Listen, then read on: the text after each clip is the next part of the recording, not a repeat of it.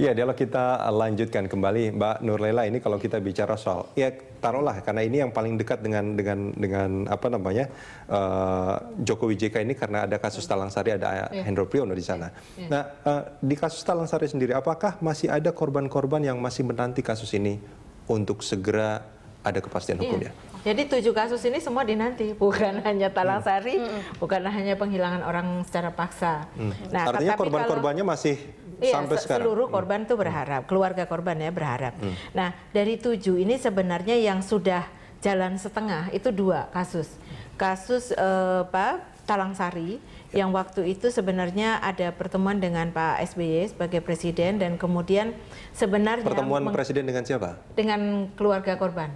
Nah, itu korban dan keluarga korbannya. Nah, kemudian tergagas waktu itu dengan Pak Menko Polhukam untuk melakukan sebenarnya gagasannya mungkin rekonsiliasi, tapi syaratnya tidak terpenuhi. Itu satu. Syaratnya apa? Syarat yang saya sampaikan tadi soal 4 poin tadi itu. Nah, tapi kemudian mereka memprogramkan di dalam APBN itu melakukan memfasilitasi pembangunan secara fisik, memasukkan listrik, membuat jalan supaya korban Talang Sari itu tidak terisolasi, karena memang mereka terisolasi dengan masyarakat yang lain. Itu perkembangan di kasus Talang Sari.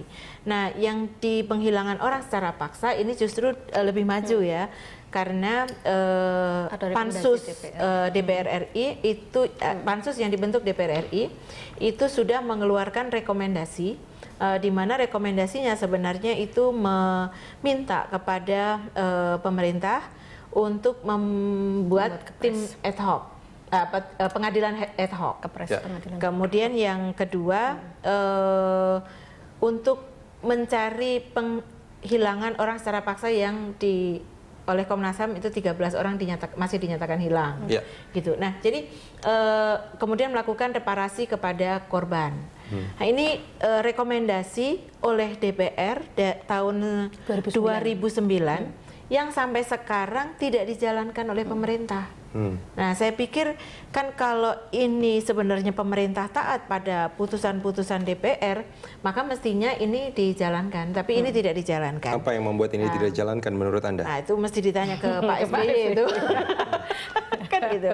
Tapi kalau kami melihatnya 2 itu tadi, kemauan politik dan keberanian gitu. Karena memang hampir semua kasus pelanggaran HAM berat memang harus juga melakukan ada hitung-hitungan politik mungkin bagi penguasa ya. Tapi kalau bagi Komnas HAM kan lurus aja dalam rel hak asasi manusia, dan kemudian yang harus diminta pertanggungjawaban adalah negara, dalam hal ini adalah pemerintah. Itu bunyi undang-undang. Iya, kalau tadi Anda bicara soal hitung-hitungan politik, artinya sebetulnya masih banyak orang yang terkait dengan kasus HAM berat ini secara politik sebetulnya masih punya kekuasaan, artinya.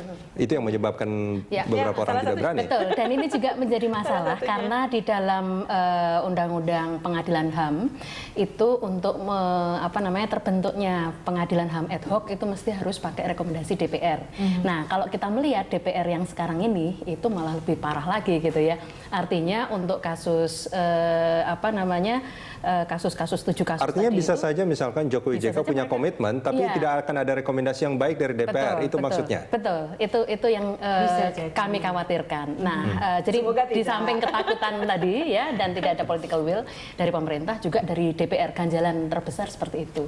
Nah, kalau kita melihat tadi contoh dari Mbak Laila terkait dengan kasus penghilangan paksa, DPR sendiri sudah memberikan rekomendasi. Tapi presidennya yang justru tidak melaksanakan. Jadi yang dianggap melakukan perbuatan melanggar hukum sebetulnya presiden ini gitu. Nah, ini tidak berhenti hanya pada Presiden SBY. Artinya surat rekomendasi itu kan ditujukan kepada presiden. Nah, oleh karena itu presiden selanjutnya pengganti SBY punya kewajiban juga untuk melaksanakan itu. Punya kewajiban, artinya tidak perlu menunggu rekomendasi lain dari DPR untuk. Tidak perlu.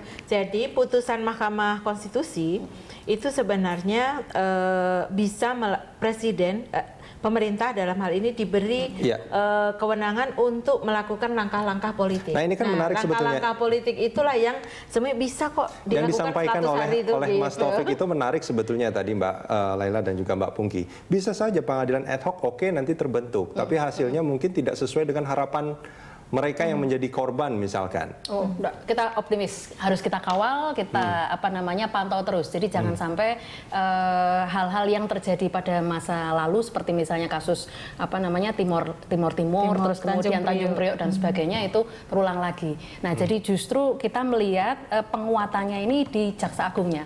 Kalau Jaksa Agung bisa merumuskan dakwaan dengan baik, kemudian tuntutan dengan baik, membawa saksi-saksi, kemudian menggali, menyajikan informasi dengan baik di pengadilan, saya rasa nggak akan. Artinya tekanan bukan hanya kepada pemerintahan Jokowi, itu yang dilakukan oleh Komnas HAM dan juga imparsial, tapi juga kepada Jaksa Agungnya, dan mungkin yang melakukan penekanan di sana adalah orang-orang yang terkait dengan kasus. Iya, betul. Bahkan kadang-kadang dalam beberapa kasus dulu ya Mbak ya, Komnas HAM memberikan rekomendasi, katakan 10 orang yang bisa diperiksa untuk disidik, tapi ternyata oleh Jaksa Agung dihapus hanya tinggal 3 atau hanya tinggal berapa. Jadi susah di situ. Mas Taufik, ini kalau kita bicara kembali ya, kalau kita bicara soal pelanggaran HAM berat, mungkin dari 7 kasus yang dicatat oleh Komnas HAM hanya 1 mungkin yang paling dikhawatirkan tidak selesai.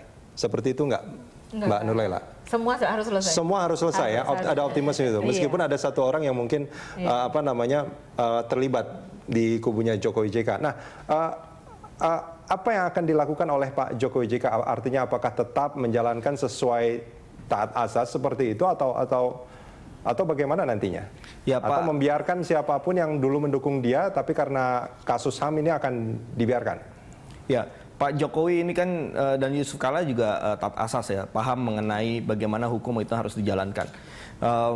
Semua calon presiden dan presiden juga saya pikir tahu dengan itu kan? Betul. Tapi kan kembali lagi, ketika kita sudah mengetahui bahwa hukum harus dijalankan, tapi apakah kemudian akan dijalankan kan kembali kepada political will ya, kemauan politik ada atau tidak. Nah, kalau Jokowi JK saya cukup yakin dengan itu secara eksplisit dicantumkan dalam kontrak politik berbentuk visi misi, dan itu sudah akan direncanakan untuk dijalankan semua visi misinya, ini akan terlaksana. Nah, tinggal bagaimana sebenarnya kembali lagi bagaimana agar pelaksanaan ini tidak mendapatkan hambatan-hambatan dan halangan-halangan. Itu menurut saya itu adalah PR kita semua. Nah, ada yang penting juga bahwa dukungan politik juga penting ya. Kita bicara tidak hanya pemerintah eksekutif saja, kemudian siapa yang melaksanakan di dalam eksekutif itu, dan juga dukungan politik dari DPR, termasuk juga dukungan politik dari masyarakat luas. Salah satu kekuatan politik yang dimiliki oleh Jokowi JK adalah dukungan dari masyarakat. Dan itu jangan dilupakan nantinya ya Mas Taufik ya. Betul. Nah, oleh karena itulah maka masyarakat harus tetap memberikan dukungan terkait dengan penyelesaian pelanggaran masa lalu, supaya Jokowi JK pemerintahannya ini juga mendapatkan satu support politik yang sangat besar dari publik selaku pemegang kedaulatan yang paling tinggi di antara semua ini. Kita akan sambung ini di segmen berikut. Baik.